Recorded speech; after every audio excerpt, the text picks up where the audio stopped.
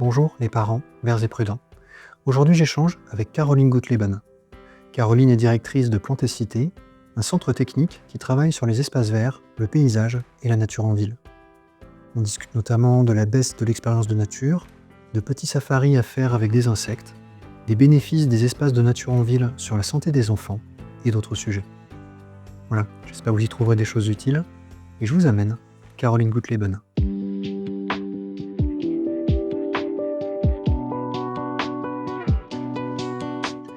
Aujourd'hui, je suis avec Caroline Goutleben.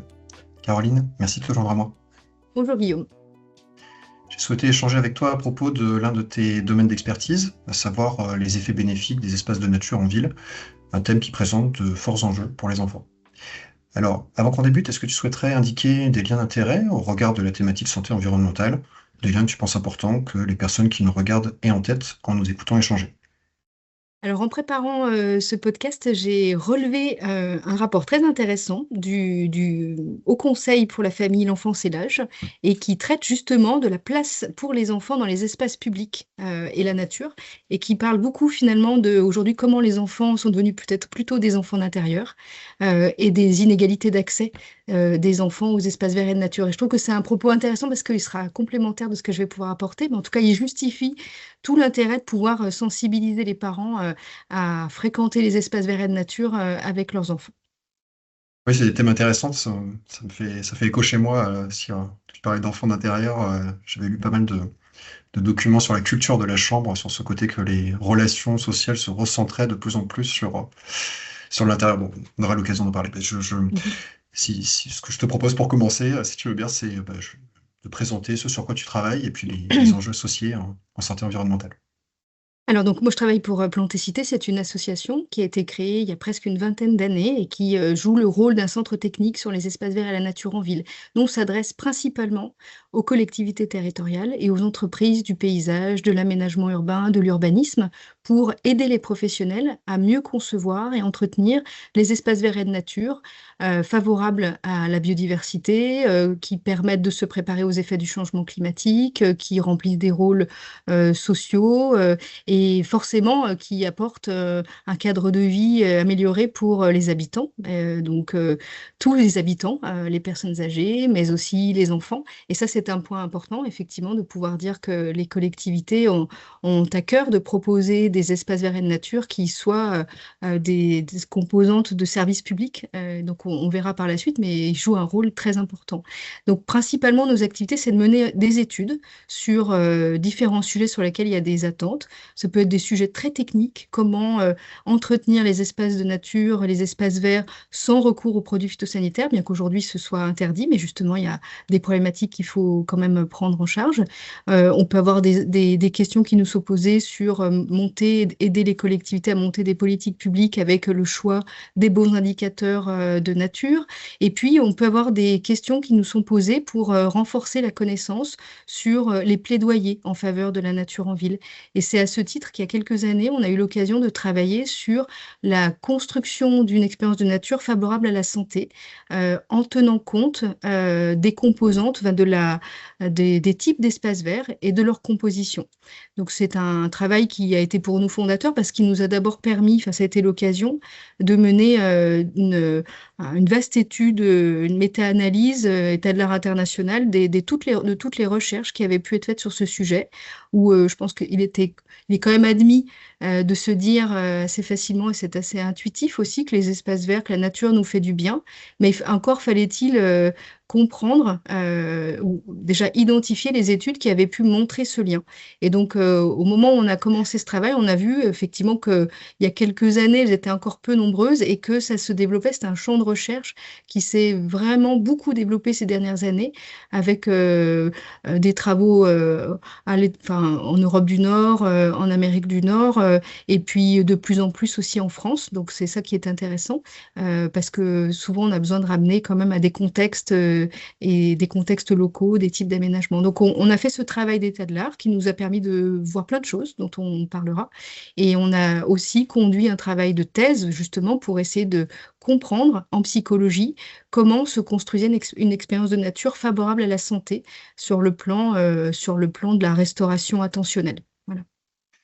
Oui, j'avais trouvé votre revue synthèse très intéressante. Bon, j'avais noté là, euh, que vous concluiez qu'il y avait un faisceau d'indices assez fort dans le sens d'effets bénéfiques sur la santé. J'avais noté aussi que la plupart des résultats que vous avez trouvés portaient sur la santé mentale, mais qu'il y en avait aussi quelques-uns sur la santé physique et que c'était sur cela où on voyait un effet particulièrement intéressant pour les enfants. Oui, alors c'est vrai que peut-être même sur la santé physique, ça faisait partie des premiers travaux de recherche qu'on a pu relever. C'est peut-être un des premiers axes investigués et en fait c'est autour des mobilités principalement, de dire la présence d'espaces verts offre des occasions de mobilité et donc peut jouer un rôle sur la santé physique. Voilà, donc il y a effectivement eu beaucoup de recherches qui ont été publiées qui vont toutes dans le même sens, de l'amélioration des paramètres physiques, physiologiques, d'avoir un rôle sur un effet sur l'asthme, sur la prévalence de l'asthme, sur la réduction de l'obésité. Donc, il y a vraiment beaucoup de choses. Il y a beaucoup d'études. Toutes ne montrent pas des effets aussi marqués. C'est très dépendant aussi des populations qu'on regarde. Et donc, si on regarde par exemple sur les enfants, c'est peut-être là où parfois les études sont moins consensuelles, mais parce qu'on ne regarde pas forcément les mêmes choses. Et puis parce que la présence d'espaces verts à proximité d'une habitation ne veut pas forcément dire que les enfants vont y aller, parce que ça va dépendre de plein de choses. Déjà, il y a un effet de concurrence qui est très fort avec aujourd'hui les écrans, voilà. Donc, on revient sur l'enfant en intérieur, on sort moins dehors. Même si on regarde aussi sur des choses très simples, sur aller à l'école, eh ben, on y va dans les années, je crois que c'était en 85 où on y allait, 85% des enfants allaient à pied à l'école. Et aujourd'hui, bah, c'est moins de 5%. Donc voilà, on a changé un peu nos mobilités et la présence d'espaces verts autour d'une habitation, d'espace public, bah, vient en concurrence, être concurrencée plutôt par les temps d'écran et de sédentarité dans le domicile des enfants. Puis ça va dépendre aussi d'une chose, c'est la façon dont les parents vont se représenter la sécurité des enfants. C'est-à-dire qu'à l'extérieur peut être parfois vu comme un espace un peu insécure, donc il n'y a pas forcément d'incitation à y aller. Ça va aussi dépendre d'une chose, c'est qu'est-ce que ces espaces verts proposent. Un espace vert, il est fréquenté pour différentes raisons. Et s'agissant des enfants, bah, ce qui est important, c'est ce qui a été montré, c'est le besoin d'équipement. Un besoin d'équipement, évidemment, des aires de jeu, des espaces un petit peu plus sportifs, des espaces où on peut, des espaces défoulatoires où on peut courir.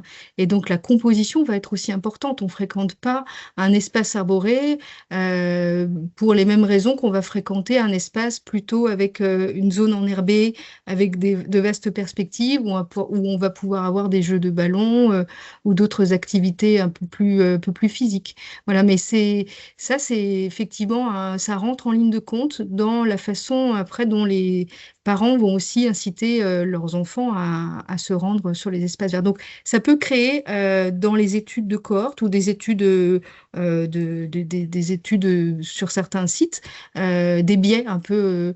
On se dit, bah, il y a pourtant des espaces verts autour, mais il n'y a pas autant d'effets qu'à d'autres endroits, mais c'est parce qu'ils ne sont pas forcément autant présentés. Et je crois que de partager cette information déjà auprès des donneurs d'ordre publics, des collectivités, en tout cas, nous, ça nous a permis de les sensibiliser sur l'importance, le soin à accorder aux usages qu'on pouvait mieux transmettre, mieux valoriser sur les espaces verts publics pour qu'ils répondent aux besoins des populations et dans des zones fréquentées, habitées par des familles, ben, du coup, de mettre l'accent justement sur ces types d'équipements qui vont être plus favorables à la fréquentation de ces espaces. D'accord. Je trouve qu'on voit plein de composantes intéressantes de la compréhension de comment l'expérience de nature produit des effets. Sur la base de ce que vous avez obtenu et puis je sais pas, de la bonne vision de la littérature que vous avez eue au moment de cette revue, est-ce qu'on peut transformer ce savoir en connaissances pratiques? Quelle bonne pratique concrète on peut recommander typiquement à des parents de jeunes enfants comme ceux qui nous écoutent? Tu recommandes quoi autour de ça, toi? Alors, déjà, je trouve que ce qui est important, c'est enfin, ça m'amène plusieurs remarques. Déjà, parfois, les parents eux-mêmes ne fréquentent pas aussi autant les espaces verts. Donc, c'est parents qui peut donner du temps à ses enfants, c'est aussi peut-être un parent qui a déjà pris soin de lui et qui est allé fréquenter des espaces verts pour pouvoir profiter d'un moment de restauration de son attention, pour pouvoir profiter des bienfaits physiques, de la réduction du stress. Il y a eu énormément de travaux qui ont montré les liens entre la fréquentation de plus de 3 heures d'un espace de nature par semaine et qui diminue de manière significative les effets du stress, alors avec tous les paramètres physiologiques connus, de la pression artérielle jusqu'au taux de cortisol. Donc déjà, ça peut être ça, de se dire à un Je crois que parent, d'ailleurs, tu passer du parlais temps. d'enfants d'intérieur, mais en fait, je peux On en est échanger peut-être avec aussi des des parents amis. d'intérieur. Oui, oui. Exactement, exactement. On échangeait avec des C'est... amis, on disait, bon, les enfants sont matins, mais nous aussi, enfin, moi, j'ai souvenir de mes parents qui sont devant la maison, qui discutent avec leurs voisins, et c'est une situation, tu vois, Oui. de Mhm. routine, quoi. Oui, Ce de qu'on voit beaucoup routine. moins aujourd'hui autour de moi, en tout cas. Oui, oui. Donc, fréquenter en tant que parent les espaces verts pour aussi en ressentir les bienfaits, puis se sentir pour soi, juste en ressentir les bienfaits pour soi et après avec ses enfants. Je pense que ça, c'est important. Et puis après, je dirais, il y a plusieurs situations, mais il faut créer aussi des moments un peu de routine parce qu'on le voit. C'est aussi de la fréquence de l'expérience qui va être intéressante. Et donc, cette extinction de l'expérience, je fais une petite parenthèse sur ça, c'est un risque nouveau qui est apparu aujourd'hui. L'extinction de l'expérience de nature, donc qu'on vit déjà nous, à notre génération en tant que parents, que nos parents ont aussi pu vivre, et certainement, qui risque de se reproduire auprès de nos enfants. C'est un travail, l'extinction de l'expérience de nature qui a été révélée par des travaux menés par le Muséum national d'histoire naturelle de Paris. C'est l'équipe d'Anne-Caroline Je pense Prévost-Julien. à Anne-Caroline Prévost. Ben voilà, c'est ça. Et donc, donc sur l'analyse, en fait, sur la base d'analyse de 60 films de long métrage Disney, de Blanche-Neige à Réponse, qui a pu montrer effectivement vraiment une diminution des durées de scènes de paysage, des scènes de nature, et une diminution du nombre d'espèces représentées. Donc là, ce que ça veut dire, c'est que les dessinateurs ont vécu finalement une baisse de l'expérience de nature et donc dans leur représentation, ça transparaît. Et donc après, on parle d'amnésie environnementale générationnelle parce que ça se poursuit en fait, ça se transmet aux autres générations si la représentation a déjà diminué. Donc il faut aller un peu à contre-courant de ça. Alors non pas en regardant plus de dessins animés avec des représentations d'animaux ou de végétaux, mais tout simplement de vivre ces expériences. Donc effectivement, d'aller dans son jardin, si on a un jardin avec ses enfants, d'aller dans les espaces verts publics, ça paraît un peu basique, mais après, c'est pourquoi. Et donc, c'est là où il faut effectivement aussi, on parle d'expérience, c'est pas juste une fréquentation des espaces, pourquoi faire, pour y faire quelque chose. Je pense qu'il y a une dimension physique qui est très importante. Donc, les espaces extérieurs, c'est des espaces sur lesquels on peut faire un peu travailler son cardio, c'est des espaces sur lesquels on peut vraiment avoir une approche presque un petit peu sportive, une marche. Oui. Voilà, J'ai et le on souvenir voit, que vous mettiez en avant la notion de green exercise, d'exercice oui, vert, avec oui, oui, des bienfaits qu'on arrivait à tout à comparer fait. avec des exercices dans d'autres contextes. Oui, Ouais. oui, exactement. Oui, oui. Et alors, il y a la dimension physique. Voilà, on voit qu'il y a des équipements qui sont installés des fois dans des parcs, justement, avec faire un peu du sport avec des équipements sportifs pour inciter les gens à le faire. Après, il y a tout simplement la marche. La marche, c'est la première activité qu'on fait dans un parc. Elle est favorisée par des cheminements. Elle est favorisée, on a vu, sur des formes de parcs qui sont plutôt longs, ou justement qui vont emmener à la marche. Donc ça, c'est quelque chose d'intéressant. Et puis après, la marche, ou marcher à côté de son enfant qui va faire du vélo, draisienne. Voilà, enfin, c'est de se mettre en mouvement. Ça, c'est un premier point. Et puis après, l'expérience de nature dans un parc public ou dans son jardin, c'est aussi de l'observation et de l'écoute. Et on a vu effectivement, il y a des travaux qui ont montré que la réduction du stress, elle était aussi liée à notre capacité à se baigner dans un bain sonore de chants d'oiseaux. Mais il faut aussi éduquer les gens parce que tout le monde ne sait pas, n'entend pas. Alors, c'est pas la question de reconnaître quels sont les chants, mais de prêter attention. Et ces moments-là, en fait, un peu presque de pleine conscience, peut-être certains diraient. Ils sont importants parce que sinon on passe à côté de l'expérience. De même qu'on peut passer sur un chemin, le long d'une zone enherbée avec plein d'espèces de papillons, d'insectes, sans les voir. Donc il faut aussi s'arrêter dans l'observation. Et c'est dans les petits conseils, moi, j'ai l'habitude de pratiquer, c'est à un moment de se dire, allez, si on faisait un petit safari dans le jardin ou sur un espace vert, c'est pas un petit safari pour regarder les petits insectes ou les oiseaux. On le fait, nous, avec un petit bouquin qui est une faune. Il existe les flores pour regarder les plantes, et là, c'est une faune, parce que du coup, il y a des dessins d'insectes et qui c'est très bien représenté. On n'est pas obligé d'être un entomologiste pour l'utiliser parce que c'est très visuel. Et du coup, on essaye d'identifier les insectes qu'on voit, en tout cas les observer, de voir sur quelles plantes ils sont. À différents moments de la journée, il se passe beaucoup de choses aussi en fin de journée. Les fins de journée d'été, on voit plein de choses. Donc, se faire un petit safari dans un parc avec un livre pour se guider, pour se sentir un petit peu plus actif dans l'observation du vivant. Et ça, c'est important parce que à la fois, ça va permettre de jouer sur ce nouveau risque de la perte de l'expérience de nature.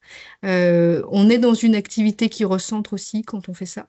Et puis, ça permet aussi de travailler un peu le changement de regard, parce que le Ah, c'est ce vivant, que j'allais te dire, parce que les insectes, ça c'est vraiment l'exemple emblématique, quoi. Si tu arrives à voilà, faire passer le stade de la peur, tu arrives très rapidement à exact. l'émerveillement. C'est ça.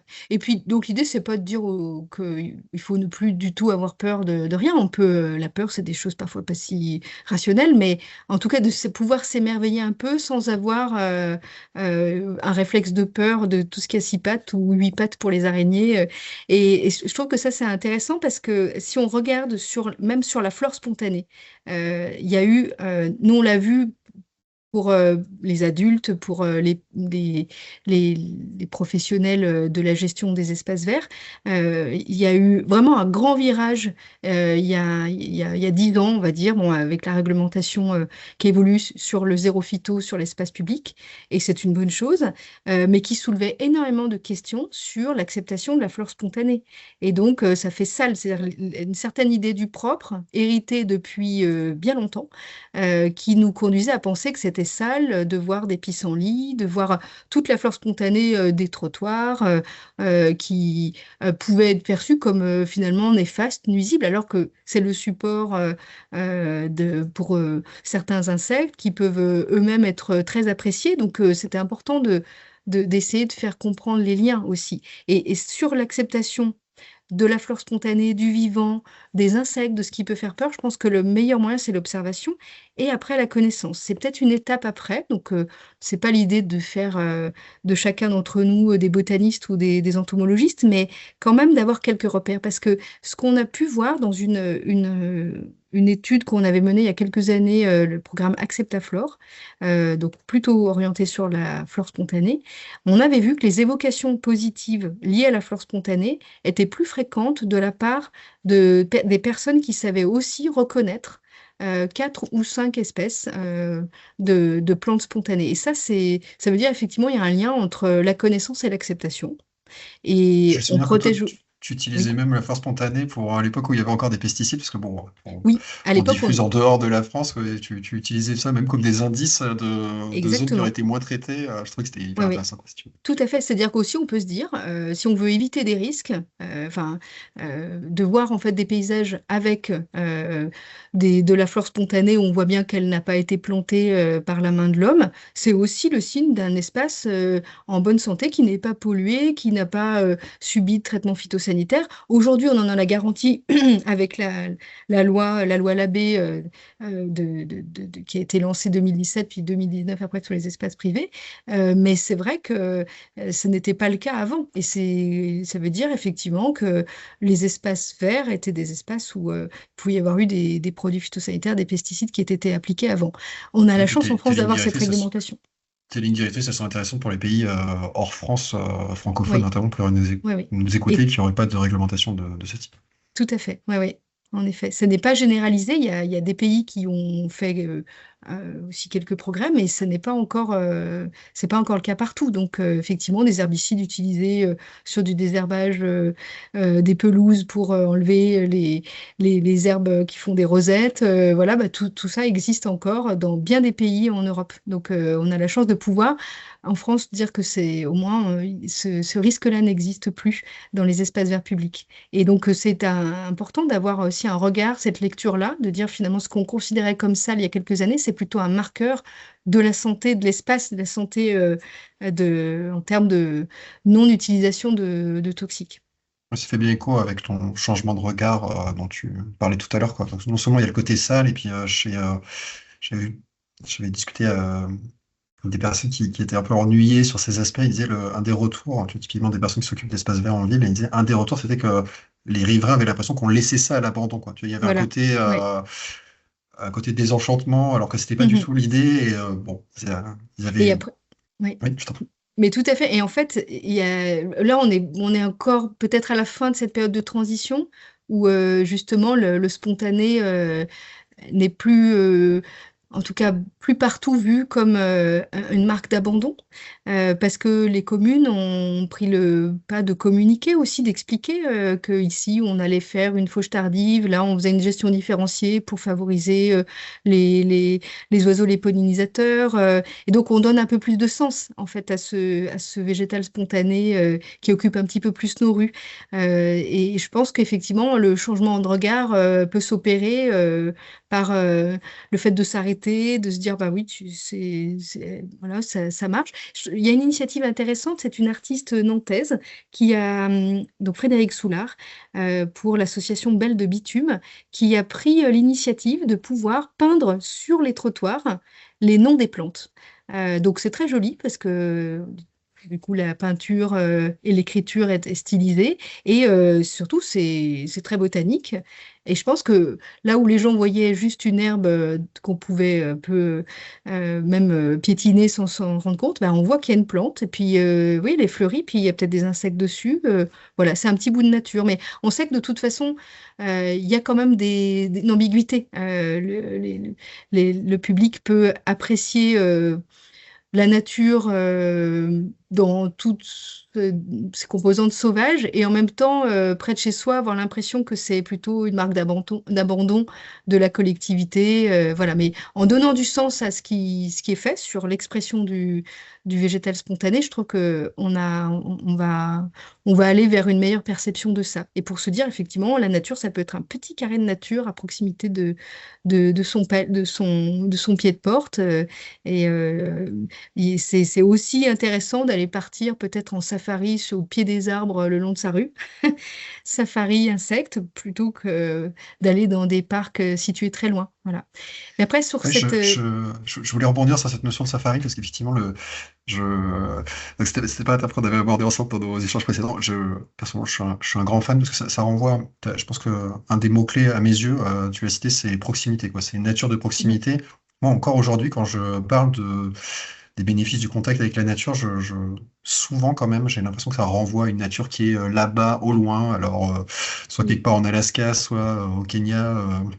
Si on parle mhm. de safari. Et en fait, je crois que je sais plus qu'il a dit en reprenant que le sauvage, il était aussi un peu dans les yeux de la personne qui regarde, et en particulier chez les Mhm. enfants, il n'y a pas besoin d'une nature très sauvage selon nos standards pour créer de bonnes connexions, quoi. Exactement.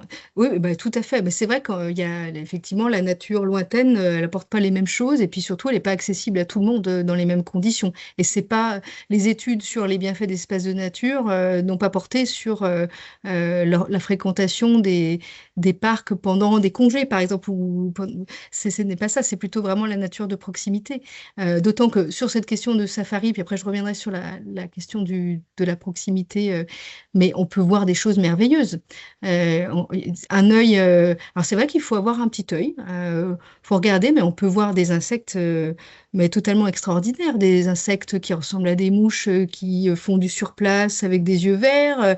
Il y a aussi la zézère, qui est un papillon qui vient se poser plutôt près des bois blancs sur lesquels elle va venir pondre. Et donc, par exemple, les poiriers, les pommiers, et qui a une robe toute blanche avec des taches noires. On dirait un dalmatien, un papillon dalmatien. Il y a les demoiselles aussi, qu'on distingue des libellules parce qu'elles ont les ailes qui se replient avec un bord noir. Enfin, on peut s'émerveiller de beaucoup de choses. Voilà. Et ça, c'est un peu les Big Five. On n'est pas obligé de voir un lion, une girafe. On peut aussi transposer ça à l'échelle du plus petit. Mais sur le local, c'est vrai que c'est important de dire que les espaces de nature peuvent commencer au pas de sa porte. Déjà, il y a des initiatives dans beaucoup de collectivités de participer à la végétalisation des pieds de mur. Et on peut voir des choses très réussies aussi en termes de couleurs, d'esthétique. Et on peut faire un peu d'éducation à l'environnement à partir de ce qui se passe au pied de chez soi. Et là, du coup, je trouve qu'il y a un concept, alors c'est un concept, le marketing un peu à l'anglo-saxonne, mais qui est intéressant, qui a été proposé par un urbaniste qui dit la règle des 3-30-300. Donc, c'est avoir une vue sur au moins 3 arbres, euh, pouvoir vivre dans un quartier avec au moins 30% de couverture arborée et vivre à moins de 300 mètres d'un espace vert. Donc, je vais détailler 300 mètres d'un espace vert, c'est les recommandations de l'OMS. Euh, voilà, donc il y a encore bien des zones où il y a des déficits, des aires urbaines où il y a des déficits, et je crois que beaucoup de collectivités essayent de s'employer justement à proposer des espaces de nature à moins de 5 minutes de marche en fait pour que les gens puissent y aller, parce que s'il faut prendre les transports en commun ou la voiture, ça change complètement la donne en termes d'accessibilité pour les gens qui ne peuvent pas, euh, et puis même en termes de bienfaits, parce que ça n'apporte pas les mêmes choses déjà, voilà, ou de pouvoir s'y rendre avec aussi un cheminement adapté aux piétons. Sur les 30% de patrimoine de couverture arborée, en fait, la couverture arborée, si on était un écureuil, c'est justement ce volume de houppier, de volume foliaire en haut de l'arbre qui fait continuité ou qui offre en projection en dessous de l'ombre. Donc ça, on voit bien sur les étés caniculaires, les espaces fréquentés sont les espaces où il y a de l'ombre parce que on va aussi bénéficier de la Des îlots fraîcheur. de fraîcheur. Des îlots de fraîcheur, tout à fait. Et donc, proposer des cordons boisés, proposer effectivement des cheminements qui soient aussi ombragés, ça va inciter les gens à venir. Et dans les quartiers, enfin, à l'échelle de l'îlot, de se dire effectivement qu'il y a 30% de couverture arborée, c'est beaucoup parce que, en fait, la moyenne est certainement un peu en dessous. Il y a bien des villes qui se situent entre 20 et 27%, 28%, peut-être pour vraiment les meilleurs. Donc, c'est très ambitieux de dire ça, mais c'est intéressant de dire voilà l'ordre de grandeur de ce qu'il nous faudrait. Et puis après, les 3 arbres, là, c'est pour la vue de chez soi. Et ça, je pense que c'est, en tout cas, ce qu'on a pu vivre aussi pendant le confinement pour celles et ceux qui n'avaient pas de jardin, qui ne pouvaient pas fréquenter les espaces verts, les parcs publics qui étaient fermés. Parfois, d'avoir aucune vue sur un végétal, c'était encore plus difficile. Donc, de préserver aussi des zones de vue avec des arbres qui vont pouvoir peut-être se voir d'un petit peu plus loin, mais qui seront aussi des habitats, on peut voir les oiseaux. Voilà, c'est aussi important de travailler la vue, voilà aussi. Donc cette règle-là, elle est très ambitieuse, mais en fait, ce qu'elle dit, c'est que ça se passe localement, de toute façon. Oui, puis on sent que tu la présentes avec au départ une orientation conseil dans le cadre de politique publique, mais je crois Oui. qu'on peut le transformer, c'est ce que tu commençais à dire, en critères personnels, par exemple quand on choisit les lieux de vie de ses enfants, quand on a le choix, enfin, Mhm. dans le choix multicritère avec Oui. l'ensemble des choses importantes, on peut inclure cette notion de contact avec la nature et avec les ordres de grandeur que tu as donnés, quoi. Oui, oui, tout à fait. Mais ça peut être quelque chose, effectivement, de se dire, dans mon logement, est-ce que je vois au moins 3 arbres? Est-ce que je suis à 5 minutes d'un parc? Et est-ce que le quartier me semble avoir de l'ombre? Et ça, effectivement, c'est intéressant parce que s'il y a pas tout ça, c'est difficile aussi même de se rendre dans un parc en plein été si on est obligé de faire un chemin où du coup on va être en plein cagnard et que ce sera difficile. C'est aussi difficile de se motiver à y aller. Donc, je pense qu'effectivement, ce sont 3 éléments qui peuvent intervenir dans le choix des lieux de vie. Ah oui. Mm. Oui, ces moments clés de choix lieu de vie, quand on regarde un peu les critères importants sur la décision, oui, Oui. on peut, sur la base ça m'intéresse d'avoir ton avis sur la base de l'ensemble des bénéfices associés que tu as présentés. Alors, on se dit qu'est-ce qui est important ou pas, Ça m'intéressait d'avoir ton éclairage sur la question. Est-ce que tu penses que le besoin de nature est un besoin fondamental de l'être humain et en particulier De des l'être enfants? humain. Et c'est une très bonne question, parce qu'aujourd'hui, donc, sur le consensus que la nature nous fait du bien, il y a plusieurs théories explicatives qui sont pas toutes robustes de la même manière. Et là, ce que tu décris, c'est presque, enfin, l'hypothèse biophile, c'est-à-dire parce que nous Mm. sommes humains, dans nos gènes, on a besoin d'être au contact du vivant. Donc, c'est une théorie qui existe, il est difficile de l'étayer. Voilà, donc cette théorie, elle souffre un peu d'une difficulté de méthode pour être confirmée, mais elle est jolie. Et quelque part, même si on n'explique pas tout, elle peut aussi plaire à certains. Ça peut être, voilà. Après, il y a d'autres théories explicatives. Il y a des théories donc plus physiologiques qui expliquent, enfin qui disent par exemple que finalement le contact avec la nature active le système parasympathique. Donc le système parasympathique, c'est un système physiologique qui gouverne la réaction, nos réactions, les réactions de notre organisme, les mécanismes qui déclenchent les mécanismes de détente. Donc, au contact de la nature, cette théorie dit que notre système parasympathique est activé et donc il va déclencher des manifestations qui vont enfin des processus qui vont permettre d'avoir une réduction du rythme cardiaque, une réduction de la production des hormones du stress telles que le cortisol, une réduction aussi de la pression artérielle. Et donc tout ça fait qu'après on est mieux. Voilà, donc ça c'est une autre hypothèse.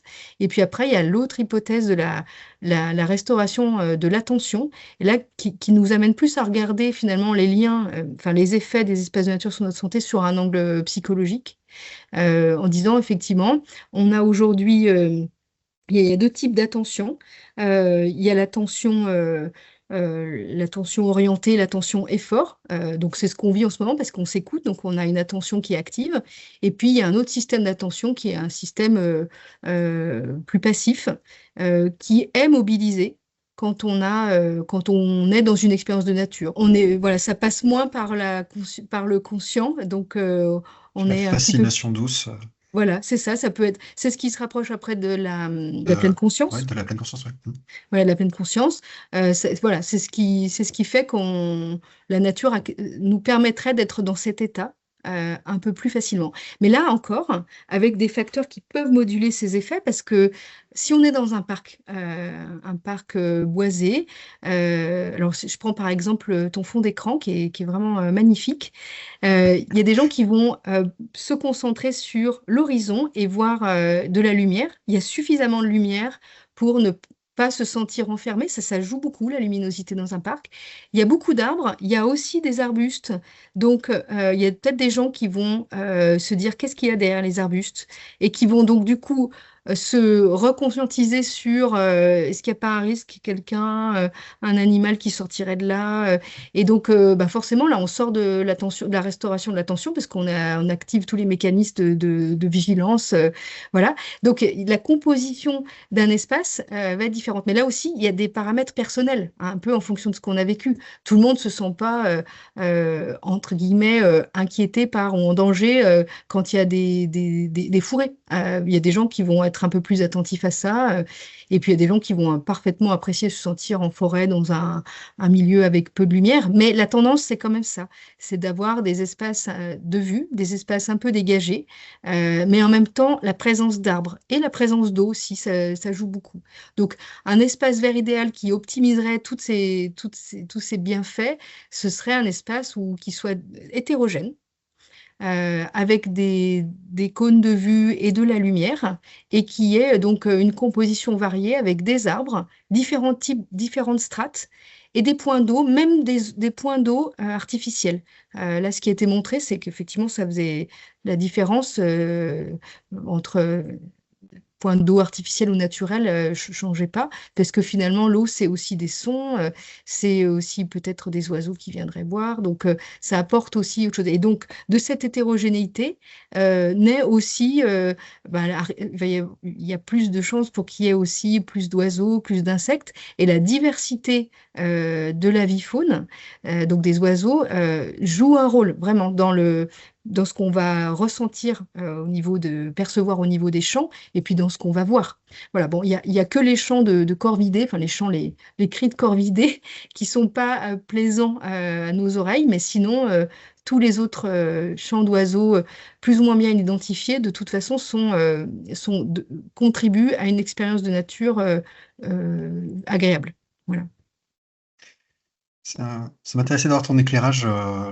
Tu viens d'énumérer un certain nombre de bénéfices importants, d'expériences, expériences de nature, expériences de fascination douce. Tu évoquais aussi des enjeux du type l'amnésie environnementale, des éventuels milieux naturels dégradés, de la perte de l'expérience de nature, etc. Je voulais, ça m'intéressait, si quelqu'un vient de voir, qu'il a bien conscience de ça, qu'il est bien convaincu des enjeux et que il présente un certain niveau de mal-être comme de l'éco-anxiété par exemple, comment sur tes sujets, qu'est-ce que tu dirais pour contribuer à lui remonter le moral si tu le juges opportun? Je trouve que bon, prendre du temps dans la nature, comme ça fait du bien, on peut se dire que quel que soit le type d'anxiété, ça peut jouer un rôle. Donc, c'est avoir une fréquentation régulière des espaces verts et de nature. Et puis après, pour aller un petit peu plus loin, c'est peut-être d'être aussi un petit peu plus actif. Avec peut-être des moments de jardinage. Si on n'a pas de jardin chez soi, il y a des jardins partagés. Il peut y avoir aussi des associations pour être dans une approche un peu plus participative avec la gestion de pieds de mur dans une rue. Voilà. Et ça, du coup, je pense qu'on est un peu au début d'un nouveau champ des prescriptions sociales aussi fondées sur la nature. Il y a un programme de recherche européen qui est mené, qui s'appelle Rosetas, et qui justement expérimente des prescriptions sociales fondées sur la nature, alors c'est basé à Marseille, enfin il y a plusieurs villes qui y participent, mais la ville de Marseille y participe, ainsi que les hôpitaux de la ville de Marseille, et qui proposent d'avoir des expériences de nature, mais encadrées, justement pour les gens qui souffrent de troubles, enfin, de dépression, ou d'autres types de troubles que je ne connais pas d'ailleurs, mais l'idée c'est que ce soit encadré, c'est-à-dire qu'une expérience de nature seule, parfois ce ne sera pas suffisant pour arriver à déclencher quelque chose. Donc c'est comment on accompagne, d'aider les gens à dire, allez, là on fait une sortie de groupe, par exemple pour constituer un herbier des calanques de Marseille, ou alors on va faire un atelier où on va jardiner des choses ensemble parce que c'est la saison de faire des semis. Et donc là, c'est peut-être un nouveau champ. Alors aujourd'hui, en France, il n'existe pas de prescription de nature sur ordonnance. Par contre, c'est intéressant de voir que dans d'autres pays, au Royaume-Uni, ça existe, où les médecins peuvent prescrire. Un peu en France, on a le sport sur ordonnance. Peut-être que demain, on aura la nature sur ordonnance. Et ce qui est super, c'est qu'il n'y a pas forcément besoin d'infrastructures très complexes. Les espaces de nature urbains, dans leur diversité, peuvent déjà être contributeurs. Mais la dimension plus, c'est plutôt peut-être de faire cet exercice, de vivre cette expérience avec un accompagnement et en groupe aussi, pour arriver à remplir encore plus les fonctions sociales que les espaces de nature peuvent jouer. Oui, c'est intéressant l'aspect collectif, puis ça fait, ce que tu disais, enfin, chez moi en tout cas, ça faisait écho à la notion de mentor nature, puisque j'ai une orientation plus enfant dans les contenus que je produis. Ok, Caroline, merci beaucoup pour les informations utiles, les bonnes pratiques intéressantes. Je voulais savoir, est-ce qu'il y avait un point important pour toi et qu'on n'aurait pas abordé spontanément au cours de l'échange? Euh, Non, je pense pas, mais enfin, ce que je me dis, c'est que de penser à l'échelle d'un enfant, c'est peut-être la clé, parce que on s'aperçoit effectivement que même dans la conception des espaces verts et de nature, Hmm. ça permet justement d'être peut-être plus complet et de proposer des choses aussi à d'autres générations. Il y a un concept nord-européen qui s'appelle le concept des villes 8-80, pour dire on peut penser les espaces verts et de nature de 8 à 80 ans, enfin ces D'accord. deux extrêmes-là. Et en faisant pour ceux de 8 ans, on arrivera aussi à penser des choses intelligentes pour ceux de 80 ans et inversement. Mais en tout cas, surtout pas s'imaginer que c'est que pour les trentenaires bien portants qui pourront faire du footing, mais c'est aussi pour les plus jeunes avec leurs parents et qui puissent un peu commencer à se forger des expériences de nature qui les fonderont, je pense, qui leur apporteront euh, des repères pour leur vie d'adulte après. C'est ce qu'on peut espérer en tout cas. Très bien. Ceux qui voudraient suivre ton travail ou les études de planticité, où est-ce qu'on peut les renvoyer de manière préférentielle? Oui, oui, oui, on peut renvoyer, on peut accéder aux ressources de Plantécité il y a beaucoup de ressources qui sont libres d'accès. On a aussi, c'est un site internet, le site internet de Plantécité, plantécité.fr. Peut-être sur les Euh, réseaux aussi, peut-être? et on est aussi sur les réseaux, sur LinkedIn. Ouais. Et après, on a une chaîne avec des vidéos issues des webinaires qu'on peut dispenser, qui sont plutôt à l'intention des professionnels, mais voilà, grands publics éclairés, désireux de connaître un petit peu plus ces enjeux-là, c'est tout à fait possible. Oui, oui, je confirme le côté abordable du contenu.